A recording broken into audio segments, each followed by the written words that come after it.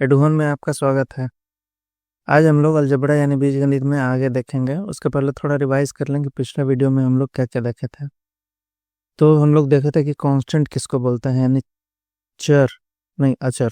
Constant means अचर। तो constant term किसको बोलते हैं या कांस्टेंट किसको बोलते हैं, जैसे 2 हो गया, 3 हो गया, 4 हो गया, कोई नंबर हो गया जिसका वैल्यू चेंज नहीं होता है। और वेरिएबल जिसको बोलते हैं चर, वेरिएबल ये हो गया कांस्टेंट। वेरिएबल जिसको हिंदी में चर बोलते हैं, ये x y z a b c ये सब जो है वेरिएबल है। इसका वैल्यू हर क्वेश्चन में चेंज होते रहता है। अब है कि जब कांस्टेंट और वेरिएबल को मल्टीप्लाई करेंगे तो किस तरह से लिखते हैं। तो बताया गया था कि 2 × 3 लिखना हो तो इसमें मल्टीप्लिकेशन का साइन लिखना पड़ेगा। लेकिन अगर कोई दो वेरिएबल है जैसे एक्स वाई है, इसको अगर हम मल्टीप्लाई करेंगे तो इसमें मल्टीप्लिकेशन का साइन लिखने का ज़रूरत नहीं है। मल्टीप्लिकेशन का साइन हटा दें, यानी कि कहीं अगर एक्स वाई सिंपली लिखा हो, इसका मतलब है एक्स इंटू वाई। अगर a b c x y इस तरह से लिखा हो, इसका मतलब है a into b into c into x into y. ठीक है। उसके बाद है कि कोई भी नंबर हो, जैसे मान लेते हैं कि यहाँ पे एक्स वाई है, इसके आगे माइनस लिखा है। माइनस लिखा है मतलब इसमें एक्स और वाई में माइनस प्लस का रिलेशन नहीं है। किसी भी नंबर के पहले, चाहे वो कांस्टेंट हो चाहे वेरिएबल हो, उसके पहले अगर माइनस लिखा है तो वो उस नंबर का साइन है, यानी चिन्ह है। जैसे मान लेते हैं कि 2 लिखा है, 2 के आगे कुछ नहीं लिखा है लेफ्ट साइड में यानी बाएं साइड में, तो इसका मतलब इस यहाँ पे प्लस होता है, यानी कि इसका 2 का साइन चिन्ह क्या है, साइन माने कि चिन्ह क्या है, प्लस है। अगर एक्स वाई जेड माइनस लिखा है, इसका मतलब एक्स वाई जेड का साइन है माइनस। अगर एक्स वाई जेड सिंपली ऐसे ही लिखा है तो इसका मतलब है कि इसका साइन है प्लस। मान लेते हैं 2x² Y Z by -3ab है लिखा हुआ। तो इसमें जो है माइनस यहाँ लिखा हो चाहे यहाँ लिखा हो चाहे यहाँ लिखा हो, दोनों तीनों बात एक ही है। अगर मान लेते हैं कि अगर हम इसको उठा के, जैसे -a/b है लिखा हुआ, या -a/b है, या a/-b लिखा हुआ है, यानी माइनस पूरा बटा के नीचे है, तो ये पूरा नंबर बटा के नीचे जो पूरा नंबर है उसका अगर ये है तो ये साइन है। यानी कि जो भी साइन रहेगा माइनस शुरू में दिया हुआ है, तो ऊपर रहे नीचे रहे बीच में रहे, उससे कोई फर्क पड़ता नहीं है। अगर एक ही माइनस का साइन हो, यानी कि बटा के नीचे बटा का ऊपर अगर एक ही पूरा मल्टीप्लिकेशन के रूप में आपस में जुड़ा हुआ हो और कोई साइन कहीं नहीं हो, केवल पहले साइन है, तो माइनस ऊपर में लिखा जाए, -2/3 है, इसका मतलब -2/3 भी हो सकता है और 2/-3 सब एक ही चीज़ है। यानी माइनस को यहाँ से, ये 3 का साइन है, उठा के यहाँ पे लिख दें, या तो 2 का साइन बना दें यहाँ पे लिख दें, कोई फर्क नहीं पड़ता है। ये भी बताया गया था आपको।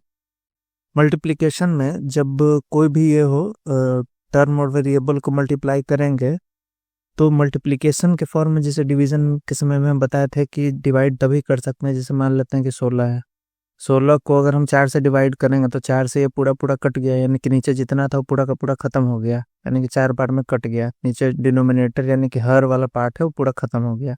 तो हम बोलेंगे कि 4 जो है 16 को पूरा पूरा डिवाइड कर दिया है, पूरा पूरा काट दिया है, यानी पूरा पूरा डिवाइड कर दिया है। नंबर में इस तरह से होता है। अगर कुछ बच गया, जैसे मान लेते हैं कि 16/6 है, तो इसको 2 से डिवाइड करेंगे, यहाँ 8 बार में 2 से डिवाइड करेंगे 3 बार में। अब 3 कुछ बच गया है तो हम नहीं बोल सकते हैं कि 6 जो है 16 को पूरा पूरा भाग दिया है, यानी कि पूरा पूरा डिवाइड किया है। उसी तरह से अलजेब्रा में है कि अगर हमको पता करना है कि कोई भी नंबर, जैसे मान लेते हैं कि x² वाई जेड है, इसको अगर हम वाई जेड से डिवाइड करेंगे तो ये पूरा पूरा डिवाइड होगा। कब होगा कहने का मतलब, वाई जेड से पूरा पूरा डिवाइड होना कब कहलाएगा। तो अगर हम इसको वाई जेड से डिवाइड करेंगे और नीचे जो डिनोमिनेटर में है उससे पूरा पूरा कट जाए, जैसे वाई यहाँ है, वाई कट गया, वाई वाई कट गया, जेड जो है, चूंकि ये x² वाई जेड सब आपस में मल्टीप्लिकेशन में है, तो जेड जो है जेड जेड कट गया। काट छांट तभी कर सकते हैं जब ऊपर का जितना भी कांस्टेंट या वेरिएबल है सब आपस में मल्टीप्लिकेशन के साइन से जुड़ा हुआ हो। तो वाई वाई कट गया, जेड जेड कट गया, यानी कि नीचे जो डिनोमिनेटर में दिए थे हम वाई जेड, वो पूरा का पूरा खत्म हो गया। तो हम बोलेंगे कि वाई जेड से x² वाई जेड पूरा पूरा डिवाइड हो गया।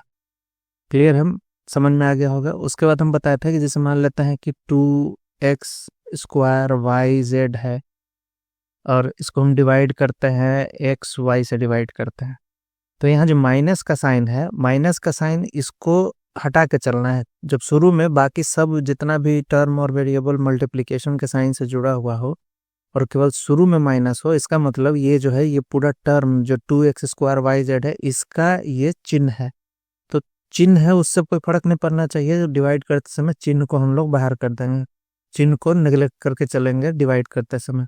अगर यहाँ पे यानी कि अगर यहाँ पे माइनस इस तरह से है, -2x है बाई जेड है, 2x स्क्वायर वाई है जेड है, तो बोलेंगे कि ये 2x square Y by Z का चिन्ह है ये माइनस। लेकिन अगर बाकी सब जो है टर्म 2 और x, यानी कि इसको हम लोग लिख सकते हैं माइनस अलग हो गया तो 2 × x × x × y और नीचे z है, तो ऊपर में जितना भी वेरिएबल है टर्म है आपस में मल्टीप्लिकेशन के साइन से जुड़ा हुआ है, तो इस केस में हम ऊपर में डिवाइड या मल्टीप्लाई कर सकते हैं, डिवाइड कर सकते हैं कहने का मतलब। लेकिन अगर इस तरह से लिखा हुआ हो, जैसे मान लेते हैं कि -2 है प्लस -2x है और 3yz या x है, जो भी लिखा हुआ हो, इसमें बीच में प्लस नहीं आना चाहिए। बीच में अगर प्लस आ गया इसका मतलब कि ये जो है पूरा नंबर जो है ये मल्टीप्लिकेशन के साइन से जुड़ा नहीं हुआ है, यानी कि ये माइनस पहला वाला तो छोड़ देंगे, माइनस जो है 2x का नंबर हो गया, 2x का ये चिन्ह हो गया, 2x का चिन्ह हो गया माइनस, और इसमें 3yzx इसका चिन्ह हो गया प्लस, यानी कि इसमें 2 टर्म आ गया। 2 टर्म होगा तो आपस में मल्टीप्लिकेशन के साइन से जुड़ा नहीं है। इसमें 2x जो है ये आपस में मल्टीप्लिकेशन के साइन से जुड़ा हुआ है, इसमें 3yzx ये सब मल्टीप्लिकेशन के साइन से जुड़ा हुआ है। लेकिन अगर हम ओवरऑल कहें तो ये मल्टीप्लिकेशन के साइन से जुड़ा हुआ नहीं है, क्योंकि ये बीच में प्लस आ गया या बीच में माइनस आ जाएगा, कुछ भी हो जाएगा, तो उस तरह से जुड़ा हुआ नहीं है। लेकिन अगर इस तरह से लिख दिया जाए -2x है और प्लस 3yzx है, अगर इसको ब्रैकेट में डाल दिया जाए, तो हम बताया था ब्रैकेट का मतलब जो है मल्टीप्लिकेशन ही होता है, तो अब जो है ये पूरा टर्म अलग हो गया और ये पूरा टर्म अलग है, ये माइनस है तो ये 2x का चिन्ह है। तो इस केस में -2x करने का मतलब पूरा का पूरा -2x और ये 3yzx जो मल्टीप्लिकेशन के साइन से जुड़ा हुआ है, यानी कि इसको इस तरह से लिखना बेटर होता है, इसको भी ब्रैकेट में डाल दिया जाता तो अच्छा रहता। जब इस तरह से लिखा हुआ है ब्रैकेट में डाल दिया गया, ये पूरा का पूरा ब्रैकेट में हो गया और ये पूरा का पूरा ब्रैकेट में हो गया, तो इसको बोल सकते हैं कि ये वाला टर्म, ये वाला टर्म और ये वाला टर्म आपस में दोनों मल्टीप्लिकेशन के साइन से जुड़ा हुआ है। और तब अगर हमको डिवाइड करना हो -2x, अगर हम x से डिवाइड करना चाहें तो नहीं कर सकते हैं, क्योंकि x जो है किसी के मल्टीप्लिकेशन के साइन से जुड़ा हुआ नहीं है। 2 ही टर्म है, -2x है और 3yzx है, यानी कि अगर हमको डिवाइड करना हो पूरा पूरा तो ये पूरा पूरा -2x से पूरा पूरा डिवाइड होगा, यानी कि पूरा का पूरा ये कट जाएगा, या तो अगर हमको पूरा पूरा काटना है तो ये 3yzx, मतलब नेचुरल है कि इसके पहले जो है प्लस साइन है, नहीं भी लिखा हुआ है फिर भी, तो 3yzx से अगर हमको काटना हो तो ये पूरा पूरा कट जाएगा। लेकिन अगर हमको 3 इसमें से हटा देते हैं, नीचे से अगर 3 हम हटा देते हैं, केवल yzx से अगर हमको डिवाइड करना हो तो ये पूरा पूरा नहीं काट सकते हैं, क्योंकि जब भी कटेगा तो पूरा का पूरा जो टर्म है ये ब्रैकेट में पूरा का पूरा एक बार में कटेगा। ठीक है, उम्मीद है आपको समझ में आ गया होगा। तो अब जो है फैक्टर्स किसको बोलते हैं? फैक्टर्स का मतलब हुआ कि जैसे मान लेते हैं कि 16 है, 16 अगर 2 से डिवाइड हो जाता है पूरा पूरा, 2 से डिवाइड अगर 16 से पूरा पूरा हो गया तो बोलेंगे कि 2 जो है 16 का फैक्टर है, यानी कि गुणनखंड है। अगर 15 है या कोई भी नंबर है, मान लेते हैं इसका कौन कौन फैक्टर है, 3 है और 5 है, 1 भी है और 15 भी है, यानी सारा फैक्टर 15 का लिखना के लिए बोला जाए, यानी कि सारा गुणनखंड बोला जाए तो 1 3 5 15। क्यों? क्योंकि 1 से भी पूरा पूरा डिवाइड हो जाएगा 15 15 बार में, 3 से 5 बार में डिवाइड होगा, 5 से 3 बार में डिवाइड होगा और 15 से 1 बार में डिवाइड होगा। यानी कि 15 का फैक्टर कौन कौन है, 1 है, 3 है, 5 है, 15 है, ये सारा फैक्टर बता दिए यहाँ पे। लेकिन अगर पूछे कि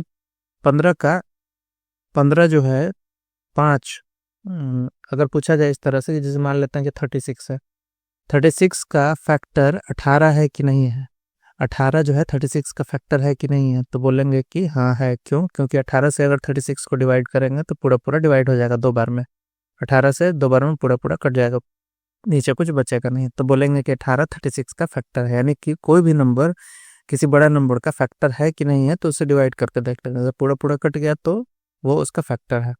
उसी तरह से अलजेब्रा में अगर हमको फैक्टर पता करना हो कि कोई भी नंबर किसी का फैक्टर है कि नहीं है, तो जैसे मान लेते हैं कि -6 x square y cube z है, और नीचे में है एक्स क्यूब वाई स्क्वायर है, ठीक, और 2 है नीचे। इससे हमको ये करना है, इसमें देखना है कि डिवाइड कर सकते हैं कि नहीं। अब हम पूछ रहे हैं यहाँ पे कि ये जो है इस बड़ा नंबर का फैक्टर है कि नहीं है। डिवीजन का साइन को भी इग्नोर कर दीजिए। पूछना है, पता करना है कि ये जो ये वाला नंबर है और ये वाला है, दोनों अलग अलग नंबर है मान लेते हैं, और इसमें 2x³ y² ये बड़ा नंबर का फैक्टर है कि नहीं है। तो हम कैसे पता करेंगे, तो डिवाइड करके देखेंगे। डिवाइड करेंगे तो इससे डिवाइड किया अभी 2x³ y² से, तो देखेंगे कि इससे जो है 2 से 3 बार, माइनस को तो फिलहाल अलग छोड़ देंगे क्योंकि ये पूरा 6² y³ z का चिन्ह है, तो चिन्ह को अलग करके चलेंगे। बाकी सब जो है जितना भी नंबर वेरिएबल और कांस्टेंट है आपस में मल्टीप्लिकेशन यानी गुना के साइन से रिलेटेड है, तो ये शुरू वाला माइनस को अलग कर देंगे डिवीजन करते समय, उससे फर्क नहीं पड़ता है। बीच में कहीं माइनस प्लस नहीं होना चाहिए, अगर होगा तो वो ब्रैकेट में पूरा ये होना चाहिए तब। खैर, आपको धीरे धीरे समझ में आ जाएगा आगे, और भी जैसे जैसे प्रॉब्लम सॉल्व करेंगे आगे बढ़ेंगे तो अब देखना है यहाँ पे x² है, x² मतलब x इंटू एक्स, और नीचे यहाँ x³ है, x³ मतलब x into x into x.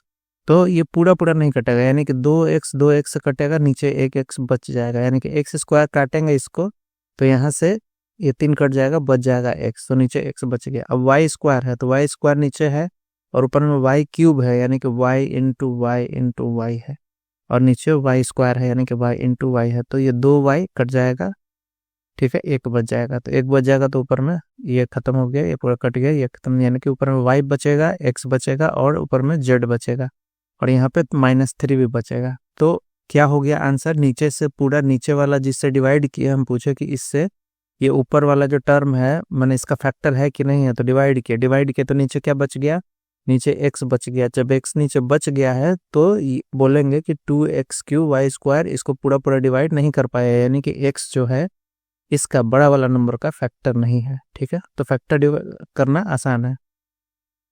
अब आगे बढ़ते हैं, आगे चैप्टर में हम लोग चलते हैं। आज हम लोग देखेंगे कोफिशिएंट। कोफिशिएंट क्या होता है, जिसको हिंदी में बोलते हैं गुणांक। तो कोफिशिएंट भी उसी से मिला जुला टर्म है, गुना वाला से ही। जैसे मान लेते हैं कि कोई एक टर्म ले लेते हैं -3xy, जिसमें 3xy का चिन्ह है माइनस, ठीक है, सिंपली। तो -3xy एक टर्म है यानी कि पद है, ठीक। तो यहाँ पे इसको अगर एनालाइज करेंगे तो आपको अच्छे से समझ में आ जाएगा कि कोफिशिएंट का मतलब क्या होता है। तो अगर हम 3xy में से अगर पूछें कि xy का कोफिशिएंट क्या है, xy का कोफिशिएंट क्या है, तो क्या होगा, xy का कोफिशिएंट यानी xy को हटा दिया जाए, कोई भी टर्म सारा जो वेरिएबल और ये है उसमें मल्टीप्लिकेशन के साइन से रिलेटेड हो, इसमें जो है -1 को अलग कर दीजिए, बाकी 3 इंटू एक्स इंटू वाई ये तीनों आपस में मल्टीप्लिकेशन के साइन से रिलेटेड है। अगर हम पूछें कि इसमें xy का कोफिशिएंट क्या होगा, तो क्या होगा, तो -3 होगा, -1 इंटू 3 यानी कि -3 होगा। अगर हम पूछें कि इसमें y का कोफिशिएंट क्या होगा, तो y को छोड़ देंगे, यानी कि y से डिवाइड कर देंगे, जिसका भी कोफिशिएंट पूछे उससे डिवाइड कर देंगे। तो y से अगर इसको डिवाइड करेंगे तो y कट जाएगा, बच जाएगा -3x। तो y का कोफिशिएंट -3xy में y का कोफिशिएंट क्या होगा, तो y को उसमें काट देंगे, यानी कि y से डिवाइड कर देंगे तो बचेगा -3x। तो y का कोफिशिएंट हो जाएगा -3x, जो कि यहाँ पे लिखा हुआ है। अगर इसमें पूछा -3xy में x का कोफिशिएंट क्या होगा, तो x को उसमें से काट दिया जाए, x से डिवाइड कर देंगे, x कट जाएगा, बच जाएगा -3y। तो x का कोफिशिएंट, ये जो टर्म है इसमें x का कोफिशिएंट कितना होगा, तो बाकी कितना हो गया, -3y।